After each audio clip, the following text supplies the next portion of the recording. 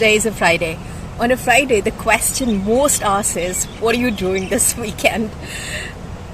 Would you know that the idea of work-life balance first emerged in 1980s? It was part of the plank of women liberation movement in the UK, where they talked about flexible work hours and maternity leave. And today when we think of work-life balance, we think of a perfect weekend. The passage in discussion today is in the description box. It's also on the screen. The question asked is,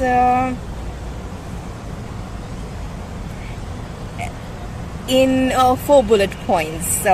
Is it essential for human beings to work? Option number 2, there should be a balance between work and leisure. Option number 3, work is a tyranny which we have to face. Option number 4, humans' understanding of the nature of work is important. So these are the 4 options. There are times in our test when we just look at the options and we just know this is the most trending news, or this is the most trending point. So probability of such a fact or such a trend giving us an answer increases. But there was an article, there was this passage that was an excerpt from a very popular article by George Bernard Shaw, written in 1920s, and the article is right in front of your screen again. The excerpt is right in front of your screen. The very first lesson that should be taught to us when we are old enough is to understand that complete freedom from obligation to work is unnatural and ought to be illegal. Very strong words, unnatural and illegal, as we can escape a share of burden of work only by throwing it on someone else's shoulders. So you see, the first half of the passage carries a very important message and also has strong adjectives like unnatural and illegal. Nature ordains that human race shall perish of famine if it stops working. We cannot escape from the tyranny. The question we have to settle is how much leisure we can afford to ourselves. The passage stops here. How much leisure can we afford to ourselves? Would that go on to say that the question which is settled is work has to be there. People cannot escape work.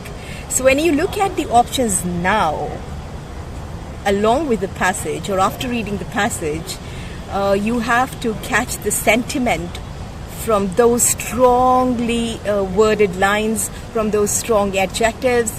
And if you ever read a book called, or an article called The Intelligent Women's Guide to Capitalism and Socialism by George Bernard Shaw, you would know that George Bernard Shaw in that article discusses how important it is for people to work and how much satisfaction do people derive from working.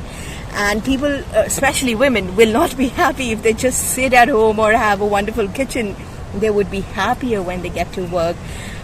In his article, he probably discusses that it is not the slavery that we understand against our employers, but rather the slavery which we understand, which we do not really see against nature and necessity, but we understand is a slavery against our employers.